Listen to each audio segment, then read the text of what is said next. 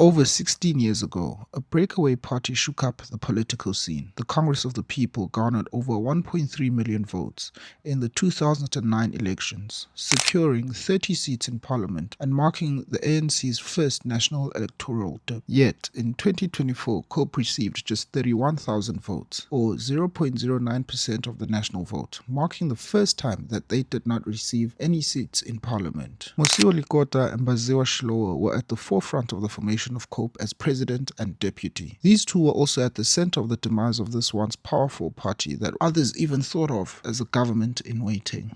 COPE is the party of the future. COPE ibandla lakusasa. Without Lekota's leadership of COPE at the time and his decision to form a new party, Julius Malema may have never formed the EFF. There may even be a direct line from Lekota's formation of COPE and its initial success to the proliferation of political parties in South Africa. This is what has made our politics competitive. Lekota was Minister of Defense from 17 June 1999 until 25 September 2008. Prior to his appointment as minister, he served as the first premier of the Free State provincial government from 1994 until 1996, and as chairperson of the National Council of Provinces from February 1997 until June 1999. In May 2003, Lekota was sanctioned by Parliament for failing to disclose his business interests. He received a written reprimand and was fined 1 week's salary. The opposition parties objected to his punishment, saying it was insufficient. As far back as 2003, we can see how the ANC was not firm in stamping out bad behavior from its leaders. In a previous video on the channel, we saw how former Minister of Higher Education Nobuhle Nkabane was deployed as Deputy Chief Whip after an embarrassing scandal in the Portfolio Committee for Education. I recently did a video on Nobuhle Nkabane, Baziwa Shilowa, born in the Transvaal, now Limpopo province. After high school, he moved to Johannesburg where he found a job at Anglo Alpha Cement Company. Shilowa began working underground for both the African National Congress and the South African Communist Party. His position as a guard for a security company provided good cover. In 1990, Shilowa was elected the vice chairperson of the United Democratic Front on the Witwatersrand. He went on to hold a number of important positions, including General Secretary of the Congress of South African Trade Unions, COSATU. On 15 June 1999, Shilowa was appointed Premier of Gauteng. He resigned in 2008 following the removal of Thabo Mbeki from office. Shilowa then joined the Congress of the People and was elected Deputy President in December 2008. He has since been expelled from the party following accusations of mismanagement of parliamentary funds. Before that incident, he says other party leaders barred him from addressing members during a chaotic conference in 2010. It was then that Shilowa claims he was elected by a show of hands by members who had gathered outside the venue. They had been kicked out by the owners. By then, Lekota and his supporters had left. Attempts by both sides for an out-of-court settlement have failed. Shilowa says this matter should not be dealt with by the court, but by party structures, and that it must be overseen by an independent body. Lekota maintains that Shilowa cannot be reinstated, as he has to face an internal disciplinary hearing for mismanaging the party's parliamentary funds. An emotional Shilowa told the court that he was hurt when accused of having embezzled party funds. He denies having stolen this money. He says at the core of this battle is that Lekota does not want to be contested. Lekota is expected to take the stand next week. After the ANC's Polokwane conference in December 2007, it became clear that a split in the party was imminent. Those defeated in the Polokwane conference were said to be disillusioned with the new incoming leadership of Jacob Zuma. The recall of Thabo Mbeki as the country's president was another reason for the formation of the Congress of the People. Initial efforts were thwarted as the ANC successfully challenged the group's first choice, South African National Congress, on the grounds that it was too similar to its own name. The second choice, South African Democratic Congress, was already in use by another registered party. The third suggestion, Congress of the People, was also challenged by the ANC on the basis that it had ties to the name which referred to a historic 1955 event that the ANC and other anti-apartheid organizations participated in, from which the renowned Freedom Charter emerged. However, the ANC was overruled and the party was allowed to register under that name. COPE started with significant impact but quickly degenerated due to leadership struggles and poor organizational practices. The party contested the May 2011 local elections but managed to get only 2.1% support of the total vote. This was an indication that the leaders spent too much time addressing the party's leadership squabbles rather than concentrating on building it. The battle between Lekota and Shilawa resulted in more than a dozen court cases, and the High Court ruled in October 2013 that the rightful leader of COPE was Lekota. He was re-elected president at the party's National Congress, held in January 2014. The lengthy leadership squabble left the party in a weakened state to contest the 2014 elections, and COPE won less than 1% of the national vote.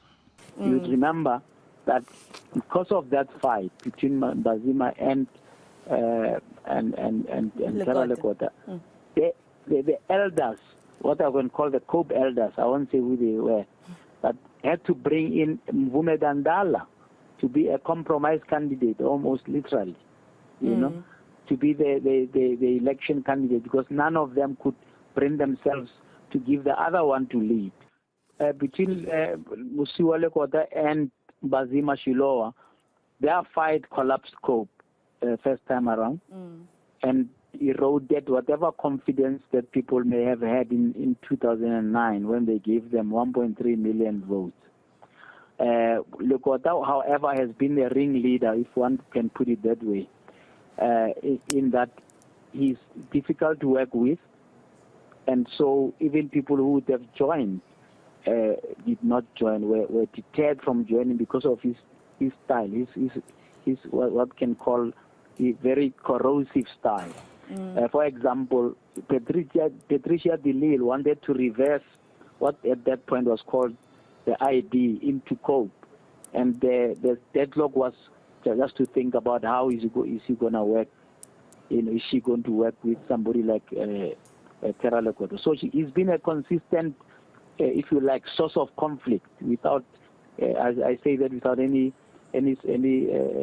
contradiction whatsoever. But at the end of the day, people don't care about those fights. People wanted an alternative. COPE was a good idea, executed very, very badly. Musiwa Lekota expelled Mbazima Shilowa from the party after an internal disciplinary hearing in which Shilowa refused to participate, found him guilty of mismanaging parliamentary funds. The hearing found Shilowa guilty of wrongfully authorizing the transfer of 5 million rands from the parliamentary allowance accounts to COPE party accounts and submitting the party's financial statements to Parliament, knowing that they contained material misrepresentations. It also found him guilty of authorizing a payment of more than 2 million rand for purposes that were not legitimate or permissible. Shilowa has consistently denied the allegations and refused to participate in the disciplinary process. Electoral support steadily declined, dropping to 0.67% in 2014, 0.27% in 2019, and 0.09% in 2024.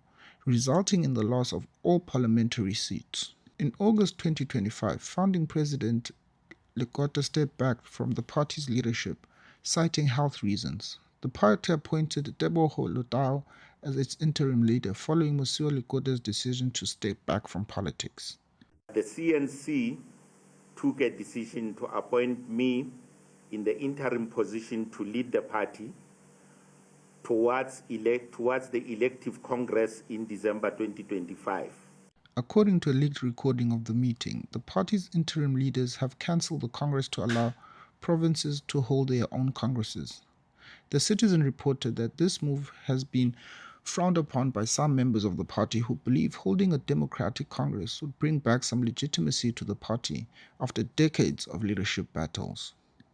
The party did not submit an audited report to the IC in the 2023-24 financial year, leading to a loss in funding. Another factor cited by some for its decline was the impact of the party's former member, Colleen Makhubela, who was the chief whip of Zuma's Umkhonto weSizwe party. Before the 2024 elections, Makhubela announced, without party approval, that COPE would join the South African Rainbow Alliance, a party she became president of and then dumped shortly after the elections. A Rainbow Alliance that was announced by Makhubela over the weekend is not something that COPE is part of. I can confirm that as Congress of the People, we are not part of South African Rainbow Association Alliance as it has been announced. Is that why Colleen Makhubela has been axed? That is the main reason why Colleen Makhubela has terminated her membership, because according to the Congress of the People's Constitution, a member cannot be able to take two membership of political parties that are contesting elections in South Africa. After a prolonged period of illness and deteriorating health, Lekota passed away in March 2026.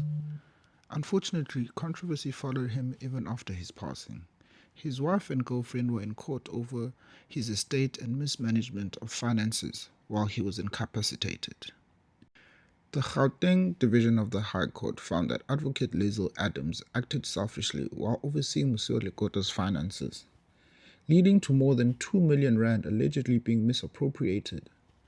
Adams was Lekota's live-in girlfriend and mother of his child. The court acknowledged Adams may potentially pursue a maintenance claim on behalf of her minor child against Lekota's portion of the estate. However, Judge Muller said that the issue could only be determined after the estate itself had been wound up. Following the passing of Lekota, the party has struggled to put together an elective conference and chart a new path forward beyond its founding president. Will the party ever return to the forefront of national politics? I highly doubt it, but time will tell. It might be time to close this chapter. We are not short of political parties. One less might not be such a bad thing, after all.